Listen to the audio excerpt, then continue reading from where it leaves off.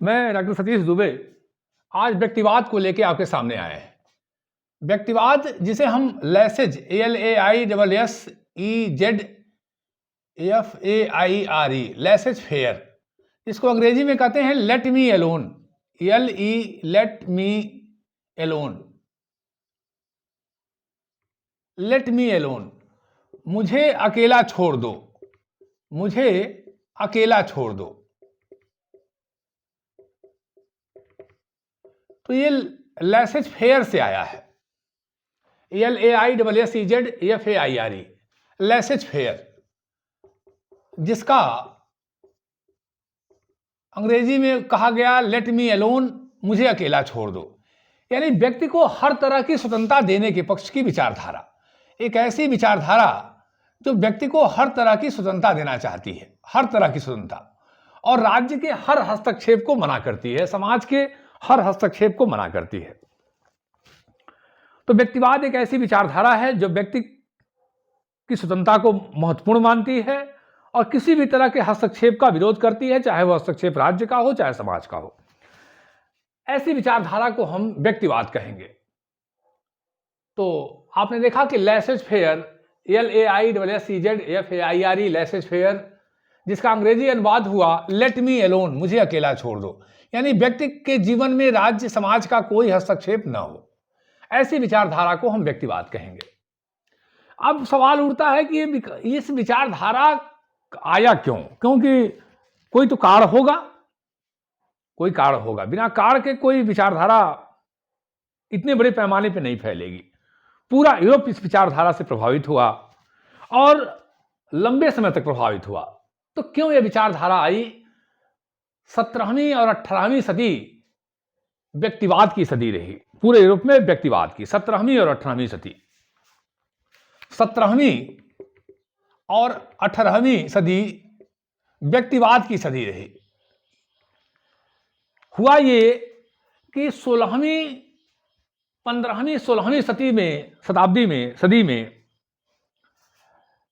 Halves की विचारधारा, निरंकुश राजतंत्र, कांट,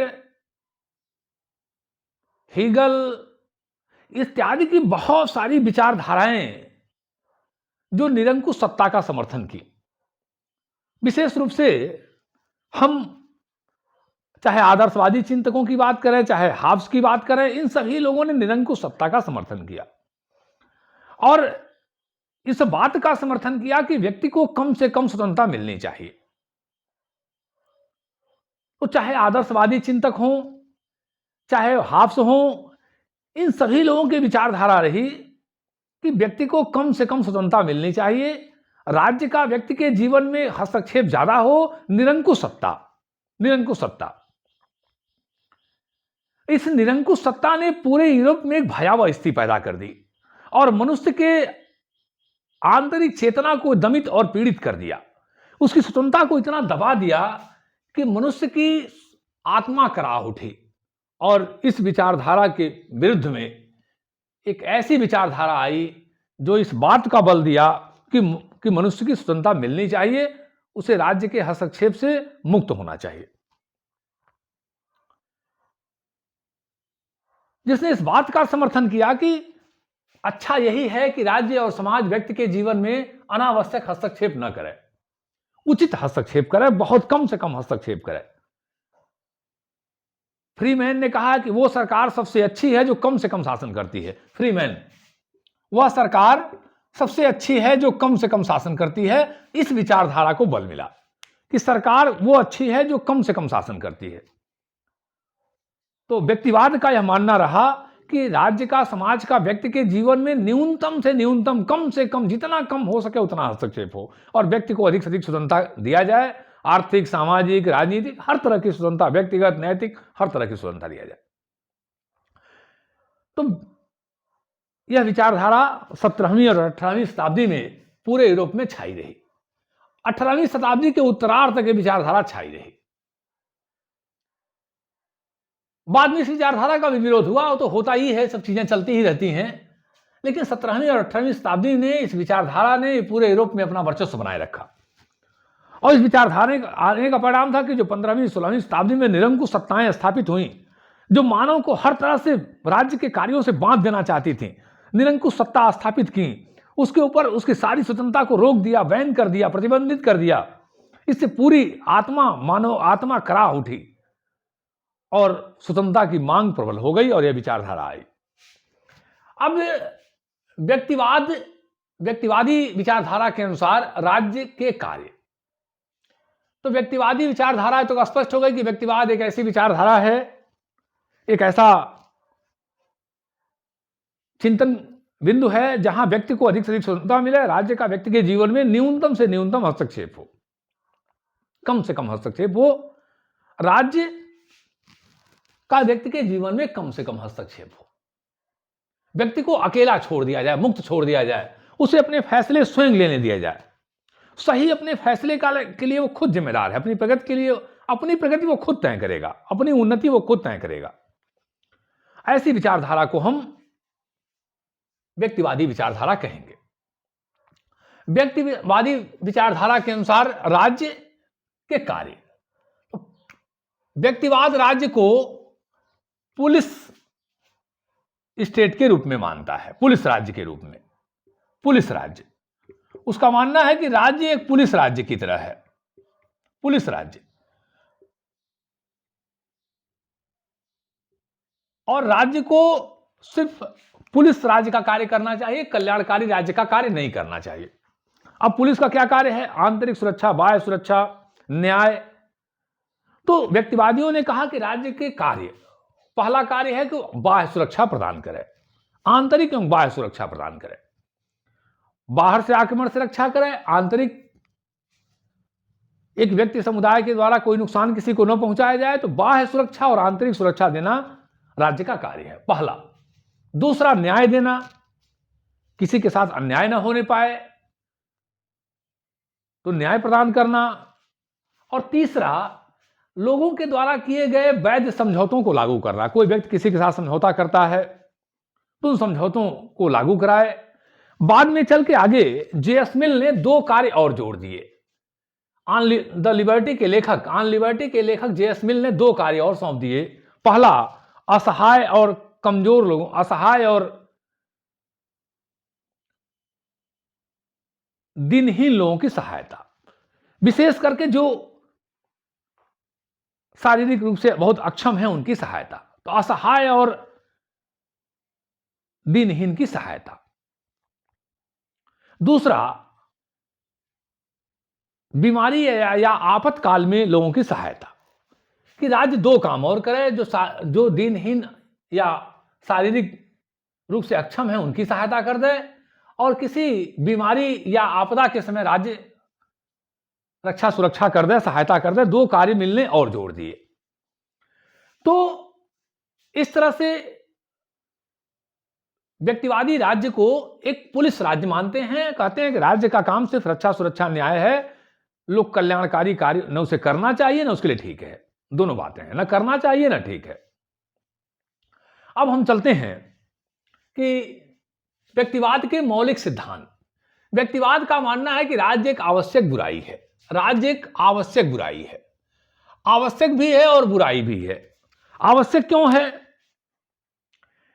व्यक्तिवादी इस बात को मानते हैं कि राज्य मनुष्य की मानसिक विकृति का परिणाम है, उपज है। लोगों के अंदर ठगी, झूठ, बेईमानी, फरेबी है, धूर्तता है, वो कह के भी अपनी बातों को मुकर जाते हैं। इस झूठ कपट से रक्षा के लिए राज्य चाहिए। अगर वास्तव में मानव चेतना इतनी उत्कृष्ट हो जाए तो उसकी भी आवश्यकता नहीं पड़ेगी, लेकिन है। व्यक्तिवादी इस बात को स्वीकार करते हैं कि है, लोगों में संघर्ष की प्रवृत्ति है, झूठ की प्रवृत्ति है, कह के अपने समझौतों को न लागू करने की प्रवृत्ति है। इस नाते राज्य आवश्यक है, इस नाते राज्य आवश्यक है। बुराई इस नाते है कि राज्य व्यक्ति के जीवन में अनावश्यक हस्तक्षेप करके उसका हर तरह से पतन करता है, इस नाते राज्य नहीं होना चाहिए। तो राज्य आवश्यक बुराई है। आवश्यक इस नाते है कि बिना उसके अगर संघर्ष होगा तो दूर कौन करेगा? क्योंकि मानव मस्तिष्क में संकीर्णताएं हैं, ये दुर्बलताएं हैं, ये नकारात्मक चीजें हैं, तो कहीं न कहीं वो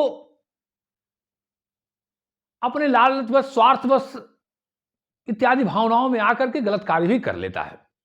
इस नाते राज्य आवश्यक है, और बुराई इस नाते है कि वो जितना ज्यादा प्रभावशील होगा उतने मनुष्य को नुकसान पहुंचाएगा। उसका हस्तक्षेप नहीं होना चाहिए। इस नाते राज्य एक आवश्यक बुराई है, क्योंकि वो ज्यादा प्रभावी होगा तो मनुष्य के हर तरह का पतन करेगा, जो ठीक नहीं है। इस नाते उसका हस्तक्षेप न्यूनतम हो तो राज्य एक आवश्यक बुराई, आवश्यक भी है और बुराई भी है। बस उसको होना चाहिए, बस न्यूनतम से न्यूनतम अपना कार्य करना चाहिए, तो राज्य एक आवश्यक बुराई है। बनाए रखना मजबूरी है, क्योंकि नहीं रहेगा तो जो आपस में संघर्ष अगर हुए तो उन्हें कौन दूर करेगा। तो रहे भी, लेकिन ज्यादा हस्तक्षेप न करे, क्योंकि वह है एक बुरी संस्था। वह हर तरह के मनुष्य के स्वतंत्रता को बाधित करती है। तो राज्य एक आवश्यक बुराई है। राज्य समाज एक साधन। व्यक्तिवादियों का मानना है कि राज्य और समाज एक साधन है। साधन इस नाते हैं, साध्य है मनुष्य का व्यक्तित्व, उसका जीवन, उसकी स्वतंत्रता, ये साध्य है। मनुष्य साध्य है, समाज साधन है। समाज इसी नाते बनाया गया है ताकि व्यक्ति के जीवन को, स्वतंत्रता को गरिमा दिया जा सके, महत्व दिया जा सके। तो महत्व है व्यक्ति का व्यक्तित्व, व्यक्ति की गरिमा, व्यक्ति का साहस, व्यक्ति का नेतृत्व, व्यक्ति की चेतना, व्यक्ति का स्वतंत्रता, और साधन है राज्य और समाज। तो राज्य और समाज उन आवश्यकताओं की पूर्ति के साधन है, व्यक्तित्व विकास के एक माध्यम है, व्यक्तित्व के ऊंचा ले जाने के एक सीढ़ी है। तो समाज और राज्य व्यक्तित्व विकास के एक साधन है, और साध्य है मनुष्य और उसकी स्वतंत्रता। व्यक्तिवाद मनुष्य को पूर्ण स्वतंत्रता देना चाहते हैं, पूर्ण, उसमें कमी नहीं कोई, ना ना ना ना, कोई पर्दा नहीं उस पर। आर्थिक स्वतंत्रता, सामाजिक स्वतंत्रता, राजनीतिक स्वतंत्रता, हर तरह की स्वतंत्रता देना चाहते हैं। नैतिक स्वतंत्रता, पूरी स्वतंत्रता दे देना चाहते हैं। स्वतंत्रता में कोई बाधा नहीं लगाना चाहते हैं। व्यक्तिवादी मनुष्य को हर तरह की स्वतंत्रता देने के पक्षधर हैं कि हर तरह की स्वतंत्रता उन्हें मिलनी चाहिए। स्वतंत्रता में कहीं कोई कमी ना हो, जिससे वो अपने व्यक्तित्व का ठीक से विकास, सर्वांगीण विकास कर सके। तो हर तरह की स्वतंत्रता देने के पक्ष में है। राज्य का कार्य निषेधात्मक। व्यक्तिवादी राज्य को निषेधात्मक कार्य मानते हैं कि राज्य का कार्य व्यक्ति के जीवन में कम से कम हस्तक्षेप करना है, जहां बहुत आवश्यक हो। राज्य कोई लोक कल्याण कार्य कर ही नहीं सकता है, व्यक्तिवादी मानते हैं। वो क्यों करेगा भाई? व्यक्ति अपना लोक कल्याण स्वयं कर लेगा। बस राज्य केवल रक्षा, सुरक्षा, न्याय प्रदान कर दे, वैध समझौतों को लागू करा दे, कोई दूसरी प्रवृत्तियां किसी को रोकती हैं तो उसको उससे रक्षा करे, बाकी व्यक्ति अपना स्वयं कार्य स्वयं कर लेगा। तो राज्य का कार्य निषेधात्मक है। निषेधात्मक का मतलब हुआ राज्य व्यक्ति के जीवन में जितना कम से कम हस्तक्षेप करे, हस्तक्षेप न करना निषेधात्मक होता है। राज्य को नहीं करना चाहिए हस्तक्षेप, नहीं शब्द बार बार आएगा, हस्तक्षेप नहीं। निषेधात्मक का मतलब विद्यार्थी कभी कभी निषेधात्मक को लेकर बड़ा, मैं बार बार जब बोलूंगा निषेधात्मक तो बड़ा उनके मन में एक भ्रम पैदा होता है। चूंकि मेरा वीडियो राजनीति शास्त्र के विद्यार्थियों के लिए है, और स्पेशली हमारे जो इस हिंदी भाषी बेल्ट के विद्यार्थी हैं, तो वो उनके समझने में मैं चाह रहा हूं कि उनकी समस्याएं दूर हों। तो यह समझ लें कि निषेधात्मक का कार्य होता है कि राज्य व्यक्ति के जीवन में कम से कम हस्तक्षेप करे, न्यूनतम से न्यूनतम हस्तक्षेप करे, इसी को हम निषेधात्मक कहते हैं। जिसके सबसे बड़े प्रवर्तक जे.एस. मिल, रिकार्डो, एडम स्मिथ, हर्बर्ट स्पेंसर, ऐसे महान चिंतक हैं। तो व्यक्ति के जीवन में राज्य को कम से कम हस्तक्षेप करना चाहिए, सिर्फ राज्य पुलिस राज तक से सीमित रहे, यह है राज्य का निषेधात्मक कार्य। अब व्यक्तिवाद का समर्थन, कि व्यक्तिवाद को कैसे कैसे किन किन बिंदुओं पर समर्थन दिया जाता है। तो पहला समर्थन है नैतिक तर्क। व्यक्तिवादी मानते हैं कि अगर हम नैतिक रूप से देखें तो व्यक्ति को अगर हम स्वतंत्र छोड़ दें, खुला छोड़ दें, उसके जीवन में हस्तक्षेप न करें, तो स्वतंत्र होकर के वो अपने व्यक्तित्व का विकास करेगा।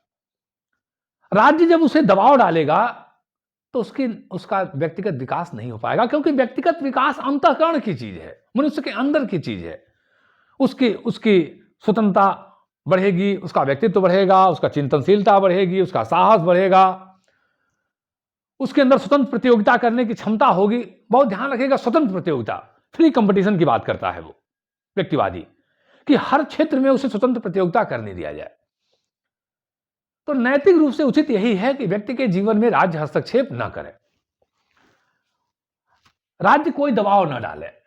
और चूंकि नैतिक चेतना मनुष्य की आंतरिक वस्तु है, अंतःकरण की वस्तु है, और राज्य जब बाहर से दबाव डालेगा तो नैतिकता प्रभावित होगी, तो व्यक्ति को हर तरह की स्वतंत्रता देने के पक्ष में है व्यक्तिवाद। कहता है कि उसके अंदर साहस बढ़ेगा, क्षमता बढ़ेगी, अपने व्यक्तित्व का सर्वांगीण विकास कर सकेगा, मुक्त प्रतियोगिता की भावना पैदा होगी, अधिक से अधिक उत्पादन की भावना पैदा होगी, अपने व्यक्तित्व का विकास का कार्य वो करेगा। तो नैतिक तर्क। दूसरा है आर्थिक तर्क। वो कहते हैं कि आर्थिक रूप से भी आवश्यक है कि व्यक्ति को स्वतंत्र प्रतियोगिता करने दिया जाए। ये कीमतें, जब स्वतंत्र प्रतियोगिता होगी तो वस्तुओं का कम से कम लागत में उत्पादन होगा, पूरी कंपटीशन मच जाएगा, पूरा प्रतिस्पर्धा मच जाएगी उत्पादकों में, कि भाई मान लीजिए मिस्टर ए ने कहा कि हम साबुन बनाए 5 रुपया में, तो बी कहेगा नहीं हम 4 रुपया में ही बनाएंगे, सी कहेगा नहीं हम 3.5 रुपया में ही बनाएंगे। पूरी कंपटीशन मच जाएगा, प्रतियोगिता हो जाएगी, खुली प्रतियोगिता, खुला खेल फर्रुखाबादी, एकदम खुली प्रतियोगिता होगी और कम से कम कीमत में वस्तुएं बनेंगी। हर वस्तु बेचने वाले को चिंता रहेगी कि हम कम से कम उपभोक्ता को कम से कम कीमत पे दें, तो उपभोक्ता को वस्तु भी कम कीमत पे मिलेगी। भाई मान लीजिए कोई बेच रहा है 5 रुपए में साबुन, कोई कहेगा भैया हम 4.5 रुपए में बेचेंगे, कोई कहेगा हम 4 ही में बेचेंगे, तो वस्तुओं का दाम कम हो जाएगा। अच्छा, मजदूरी ज्यादा मिलेगी, ये बड़े मजे की बात कहते हैं व्यक्तिवादी। मजदूर कहेगा भैया हम आपके यहाँ नहीं, इनके यहाँ काम करेंगे, हमको अधिक मजदूरी मिल रही है, अब हमको ये मजदूरी अधिक दे रहे हैं, हम उनके यहाँ काम करेंगे। तो कहते हैं कि और व्यक्ति में अधिक से अधिक प्रतियोगिता करने की साहस का विकास होगा, अधिक से अधिक उत्पादन करने के साहस का विकास होगा, अधिक से अधिक उत्पादन करेंगे, अपने साहस के द्वारा, अपने बुद्धि के द्वारा, अपने ज्ञान के द्वारा। जब कोई हस्तक्षेप राज्य नहीं करेगा तो उसमें लाभ कमाने की, अधिक से अधिक उत्पादन करने की अधिक से अधिक साहस आएगी। अत्यधिक वो परिश्रम करेंगे, अत्यधिक परिश्रम करेंगे, अत्यधिक उत्पादन करेंगे। तो आर्थिक तर्क यह है कि इन्हें कोई भी राज्य के द्वारा हस्तक्षेप न हो, जिससे वो अधिक से अधिक स्वतंत्र प्रतियोगिता के माध्यम से निजी साहस बढ़ेगा, कार्यकुशलता बढ़ेगी, उत्पादन में वृद्धि होगा, अधिकतम आर्थिक कल्याण होगा। ये किराया, ब्याज, कीमत सब कुछ अपने आप तय हो जाएगा, सब कुछ। अब तीसरा तर्क है प्राणी वैज्ञानिक तर्क। प्राणी वैज्ञानिक तर्क वास्तव में डार्विन के the origin of species theory से प्रभावित है। The origin of species theory, योग्यतम के जीवित रहने का सिद्धांत, योग्यतम के जीवित रहने का सिद्धांत। इसे राजनीति में स्पेंसर ने ज्यादा प्रभाव डाला। स्पेंसर, डार्विन के इस सिद्धांत को, योग्यतम के जीवित रहने का सिद्धांत, स्पेंसर ने ज्यादा प्रभावित किया। इनका मानना है कि प्रकृति में बहुत सारे योग्य और अयोग्य लोग होते हैं, उनमें निरंतर प्रतिस्पर्धा चलती रहती है। जो योग्य होता है वो जीवित रहता है। इसी तरह से राज्य में व्यक्ति के साथ खुली प्रतियोगिता छोड़ देना चाहिए। जो योग्य होंगे, कुशल होंगे, परिश्रमी होंगे, दक्ष होंगे, सूझबूझ होंगे, वो आगे बढ़ जाएंगे, और जो कमजोर होंगे, असहाय होंगे, दीनहीन होंगे, अयोग्य होंगे, वो समाप्त हो जाएंगे। इनका मानना है, ये कहाँ का उचित है कि प्रकृति के संसाधनों को अयोग्य लोगों पर लगाया जाए, अयोग्य समाप्त हो जाए, अच्छा है, क्योंकि उनके हिस्से का जो संसाधन है, भोजन, पानी इत्यादि इत्यादि सब संसाधन, वो योग्य लोगों को मिलेगा, और जिससे समाज का कल्याण होगा। तो जो अयोग्य हैं,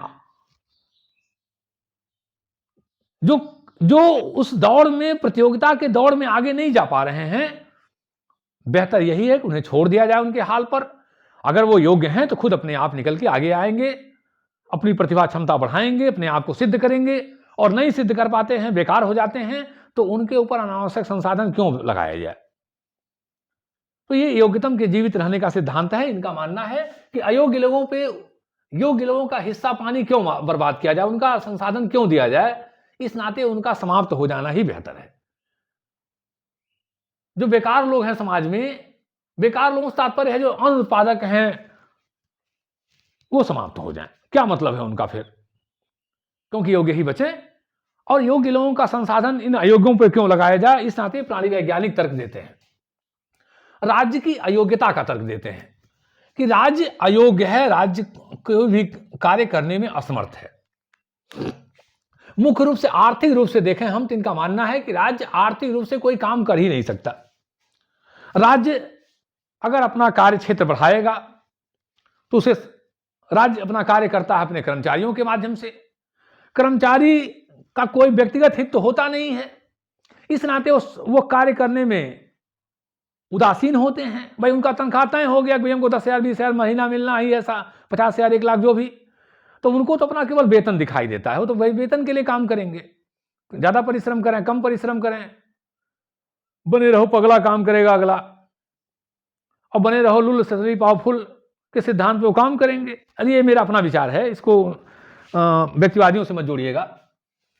तो राज्य की अयोग्यता के, राज्य काम करेगा कर्मचारियों के माध्यम से, कर्मचारी ज्यादातर अयोग्य होते हैं, नौकरशाही बढ़ती है, और इनका मानना है कि सभी के लिए कार्य किसी के लिए कार्य नहीं होता है, सभी का उत्तरदायित्व किसी के प्रति उत्तरदायित्व नहीं होता है। तो सार्वजनिक कार्यों में उनकी रुचि नहीं होती है, इस नाते खाली वो बोझ बढ़ाएंगे, वेतन अधिक से अधिक बढ़ाएंगे और तमाम सुविधा राज्य से लेंगे और काम कुछ होगा ही नहीं।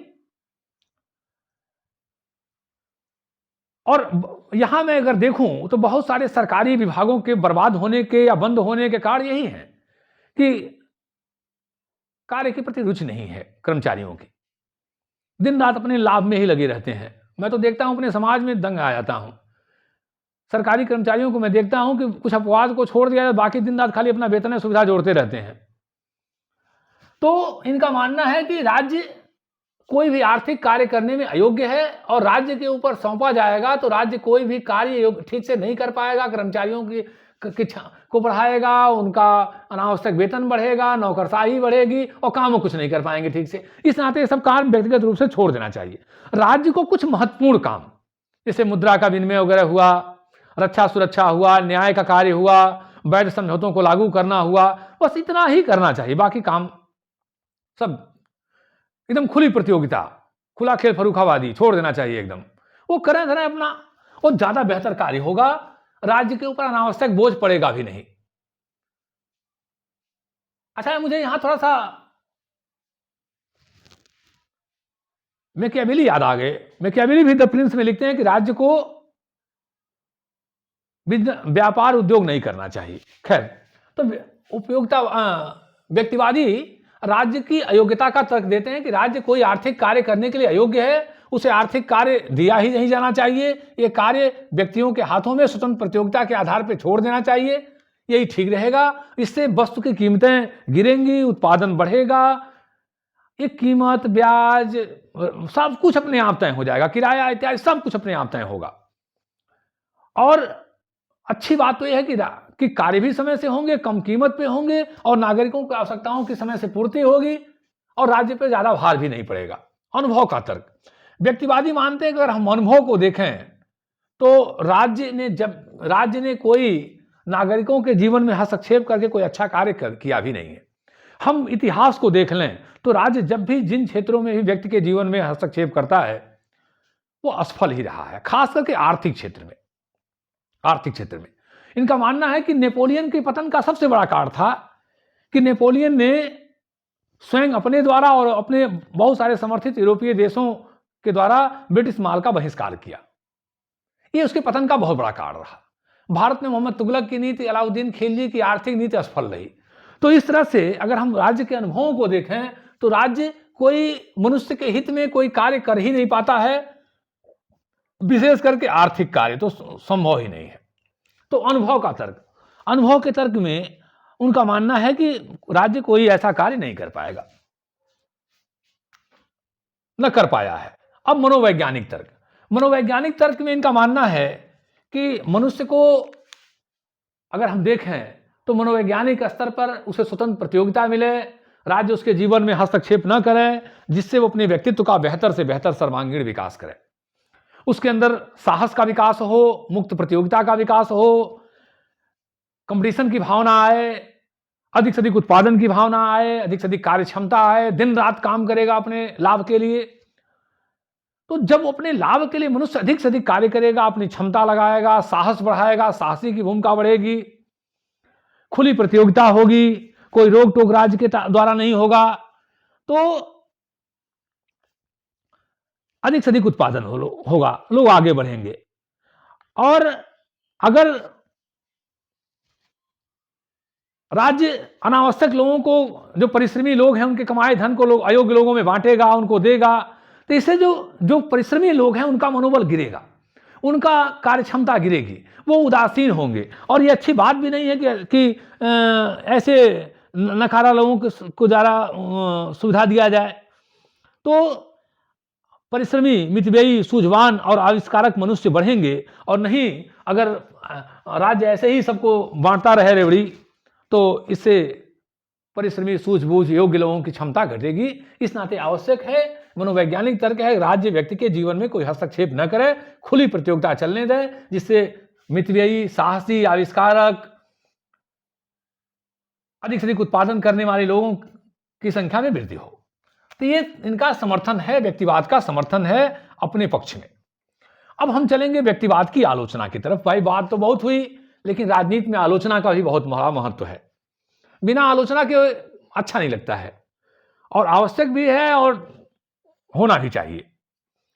तो इनके आलोचना में, व्यक्तिवाद की आलोचना में कहा जाता है कि राज्य एक आवश्यक बुराई नहीं है, राज्य एक बुराई नहीं है।